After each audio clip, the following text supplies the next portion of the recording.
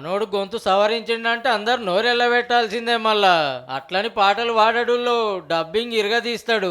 అంటే సినిమాల్లో యాక్టర్లకు కుతికే కిరాయికి ఇస్తాడు అన్నట్టు. వాళ్ళు చెప్పే డైలాగులన్నీ ఎన్నుకుండి మాట్లాడేది మనోడే మరి. కానీ అందరి లెక్క హీరోలకు విలన్లకు కాదు, హీరోయిన్లకే డబ్బింగ్ చెప్తాడు. అగో మొగాయన ఆడోళ్ళకు డబ్బింగ్ చెప్పుడేంది అంటారా? అదే మరి కళ అంటే. ఫిదా సినిమాలో సాయి పల్లవికి డబ్బింగ్ చెప్పింది మనోడే. నాన్న ఇట్లే చెప్పినా, ఇట్లే అడిగినా, నువ్వు నేను ఒకే తీరు అడిగిన కదే చెప్పు. బల్సిందారా బొక్కలు ఇరగొడతా నకరాలా.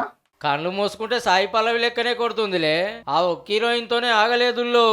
నేను డబ్బింగ్ చెప్పిన హీరోయిన్స్లో సాయి పల్లవి, సమంత, రకుల్ ప్రీత్ సింగ్, రాశి ఖన్నా, అవికా గోర్, రియా సుమన్, రితు వర్మ పలు హీరోయిన్లు ఉన్నారు.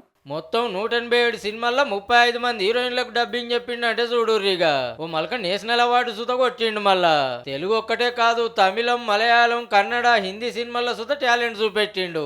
2023లో బెస్ట్ నేషనల్ అవార్డ్ని తీసుకున్నప్పుడు కంటే ఇప్పుడు నన్ను రికగ్నైజ్ చేస్తున్న విషయంలో నేను చాలా హ్యాపీగా ఫీల్ అవుతున్నాను. ప్రస్తుతం నేను చాలా పరభాషల్లో, నా భాషల్లో చాలా ఫిలిమ్స్కి డబ్బింగ్ చెప్తున్నాను. పేరు ఆద్య హనుమంతు, మన పాలమూరి బిడ్డే.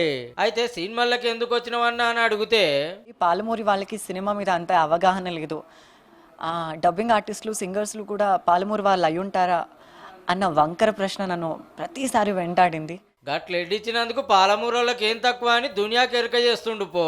ఇంకింతమంది ఇండస్ట్రీకి రావాలని మహబూబ్ నగర్ లో డబ్బింగ్ స్టూడియో పెట్టి ట్రైనింగ్ ఇస్తున్నాడు. చిన్నప్పుడు సీరియళ్లలో బుడపోర్లకు డబ్బింగ్ చెప్పి అటెన్క సినిమాలకు వచ్చిండు. అట్లాని చదువునేం ఆపలేదు. కుటుంబం అంతా కర్ణాటక రాష్ట్రంలో సెటిల్ అయ్యారు కాబట్టి ఆడనే డాక్టర్ చదువు చదువుతున్నాడు. అండ్ల సుత పీజీ మళ్ళా. ఏది ఇంకో 2 డైలాగులు కొట్టన్నా మా వాళ్ళు మళ్ళీ పారింటారట. ఏమయ్యా రావయ్యా, గదిలో చలి పెరుగుతుంది. కాశ్మీర్ నుంచి నువ్వే పంపుతున్నావా? ఇక్కడ ఒకటే వర్షం. రామ్, మన పెరట్లో పూలు పూసింది. ఆ పూలు పూసిన వంకతో సీతాకొక చిలుకలు వచ్చాయి. ఈసారి వచ్చేటప్పుడు వాటిని నా కోసం తెస్తావా?